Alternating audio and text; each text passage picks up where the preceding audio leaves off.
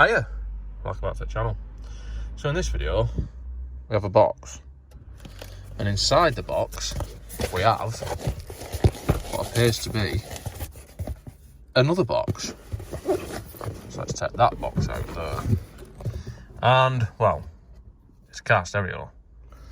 And after an elongated game of Pass the Parcel, we can see that it is one of the touchscreen Android sort of stereos, but it is with a slight difference than what I've used before. Show you some of the features of it and what it does. Apple Play, all that sort of shit. But this actually should fit into a single DIN all, so it should replace that shitter. And I'll just do a quick comparison of what we're replacing, because the sound quality is pretty shite, but that might not change because it could be down to the standard speakers that are fitted that are probably fucked. But I'll just show you what this one actually sounds like to compare it to. I'll be really quick because I don't want a copyright infringement. Nobody gives. Yep, that's enough of that.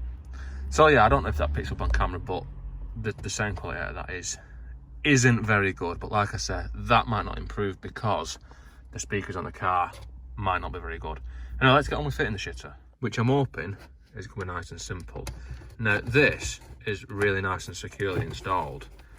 No one bent the radial cage to lock it into place, which I'm quite thankful for. But also, if we look here, we do have the two standard plugs, the standard ISO connectors, which is the same as what most of the C1s and the iGos and shit have, apart from some of the newer ones. So I'm hoping that it's just going to plug straight in. Now we'll find out when I open the box, and then it's got a different connector in it. So let's unplug this. Now to unplug these, it might not work with one hand, but basically you squeeze that in and then pull it at the same time. Yes. And then for the radio, that just unplugs nice and carefully. And then we have the old radio, nice and lovingly removed. And feeling this, I mean, this might explain why it sounds pretty crap. It feels like an empty box. So let's compare it to the new one, which the box feels pretty heavy, so it probably indicates that it's much more better. So if you look in here, we've got the screen, which is bigger than I anticipated, to be honest with you. And if we look where it plugs in, it's on like a ball connector, so we can move that around. But we're not there yet. We're not even into that yet. Let's take this out, take all this top out. There's all sorts of different brackets and stuff to use to put it in. This is a good sign because these are standard ISO connectors. Now they're not connected to anything, but that is to adapt your car if it's not standard ISO connectors. So once I take this out of here, then hopefully this on the back of it should have the same flux. I mean, it's got a wiring diagram, but we shouldn't need any of that. It's got quite a lot of inputs yet. Standard ISO plug, so it should just plug in. Standard radio plug, yeah, should just plug in. And we've got a radio cage, which we need to put in first. And if we look, this is the unit that goes into the car. Like I said, the screen is removable, it just locks into that. It's got a USB there, which will be behind the screen, but fortunately we do have an adapter if you want to plug a USB stick into it, so it sticks out the side. So let's put this in. I'm going to start by installing the cage. Now the cage, if we look here, we actually get, as with any radio you're supposed to get, unless you buy it from Crockhead Craig at the pub, you're supposed to get a radio key, and that works by, you just push it in, down the slot down there, which is hard to demonstrate with one hand, but if you see what's happening there, it just causes that to release. So then once they're pulled in to there, you can pull the radio out of the cage, but obviously that's when the radio cage is in there secure, which is what I'm going to try to do next. So obviously when you put it in, it goes in there, and then if we look inside there, you've got little doofers, which when you, I mean, you don't need to use them all, they're all set at sort of staggered locations, so that one of them does line up to where it needs to be.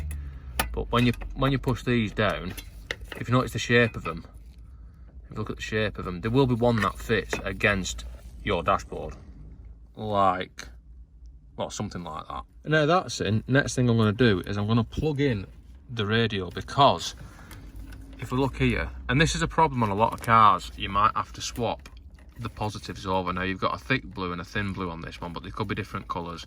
But if you look at where they are, you'll be able to see where they are on the back of the plug. But likeliness is one of them is a ignition feed and one of them is a constant feed, and like I say, on some radios you do need to swap them back. Usually red and yellow on the wire harnesses. So let's plug it in and see if it behaves as it should, which really should just be as simple as plugging that into that one, which takes a bit more force than what I anticipated, but it should go in. If it doesn't, I'll just push it harder, and then that goes into that one. If you look at the tabs on the side, they'll only plug in where they're meant to plug in. Yes. Then obviously there's a radio connected to plug in as well. So the next thing to do would be to push that, make sure it's the right way up by the way, push that into the, not going to go all the way in because if it's wired wrong I don't want to have to use the keys to get it back out. So let's put the screen into it, which should just push in and clip in. So it's all the way in, and then when we turn the ignition on, something should happen. If I see a load of smoke, then we've done it wrong. Well, it's coming on. Yes. And so as we can see, it is working. Now we have got quite a few features which I have no idea what they do. I've not connected my phone to it yet. I'll have to do that at some point. Now there is going to be a lot more that this can do that my car I'm not going to wire in. So for instance, this firm, Carpuride, however you say it, they make a lot of things that are specific to motorcycles and all sorts that are specific to certain models of motorcycles, certain models of car. This is sort of a generic thing that will fit any single din car. And you can wire it so you've got steering wheel controls into it, all that sort of stuff, but I don't have any of that, so mine's going to be as basic as it comes. So let's check the functionality as far as that goes. So let's see about radio. Which was in fact relatively painless to do. What I would prefer, what this hasn't got or what I haven't seen that it's got, is I would prefer to have a button to do the volume, so you can do the volume now with a knob nice and easily. Probably have it on the home screen when it's on the home screen though, but at the moment I've got to click it to there. So let's check the sound quality.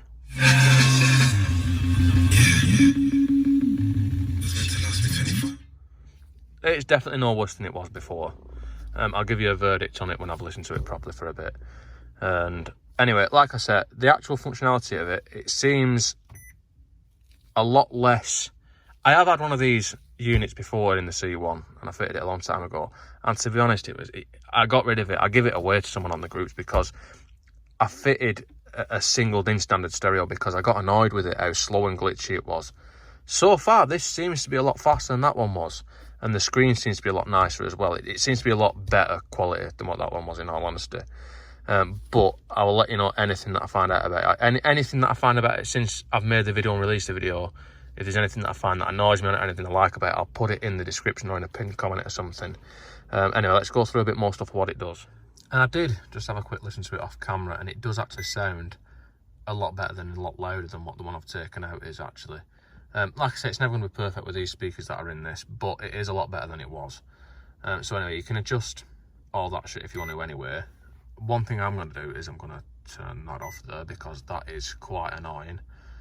I've set the time on it. I need to connect my phone to it.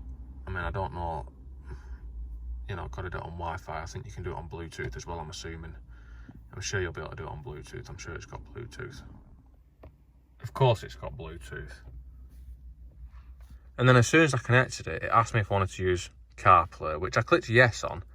I don't know how to get it off now, but yeah, as you can see, Apple CarPlay and what have you, does seem to work quite well. But I just want to listen to the radio, and this thing now thinks it's my phone, so I think I've got to click that to get back onto the radio.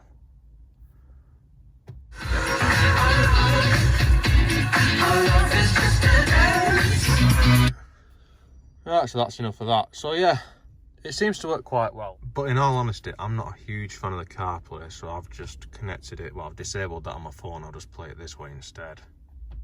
But the CarPlay is probably better. I mean, you can use this as a phone. I mean, it's got a built-in microphone down there by the looks of it, so you don't need to have an extra microphone plugged in, which is refreshing, because other ones I've had, you've always had to put an extra microphone, which I've never bothered doing. But yeah, the CarPlay is probably the way to go with it if you're into that sort of thing. Now, I'm not good when it comes to using new technology as such. I mean, I don't know if anyone's noticed, but the thumbnails that I've been doing more recently, the app that I was using to make my thumbnails has completely stopped. Photoshop Mix it were called, it was fucking mint. And they've just disabled it, stopped it working. They stopped support for it years ago, but it's disabled it completely, and now I've got to use Photoshop Mix, which is a big pile of wank, so I'm not happy about that. And my thumbnails are probably shit, well, even shitter than they used to be. But that's off topic. This radio, it actually seems pretty good. I mean, the quality of it feels better than what I sort of anticipated it was going to be from a brand that I've never heard of. It's got a good weight to it. The sound sounds a lot better than the other stereo I took out, but it didn't have much to compete with. My phone sounded better than that stereo. But even with the foot speakers in this, it sounds a lot, like it sounds as good as it could sound, I would say. And it's got a lot of features on it. A lot of features I've got to get used to, which I'm not used to yet. So, I think that's it for this one. As I find stuff out, like I say, I'll put it into a pinned comment or into the description. You know, if I find anything I don't like or what I do like, I'll add it into the... the only thing I'm not keen on at the moment is the fact it hasn't got a volume control, but you can just mute it, which works. You know, when you want to use the volume, usually you just want to mute it anyway. So, yeah, that's the only thing I'm not really liking at the moment. But everything else I quite like about it. Like I said, I'm not used to the CarPlay. Probably should get used to that. Anyway, I think that's all for this one. If you do want one of these, if there is any sort of discount code or any shit like that, I will put it in the video description. Anyway, don't forget to like, comment, subscribe, and all the usual shit, and I'll see you next time. And just one more thing that I forgot to mention. If you are going to get one of these, just take a note of what's around your actual stereo outlet on your car, because I've blocked off, I've not fully blocked them, but my centre vents, I mean, I don't use them anyway because I have my phone on that one, but you might use them. Anyway, that is all. See you next time.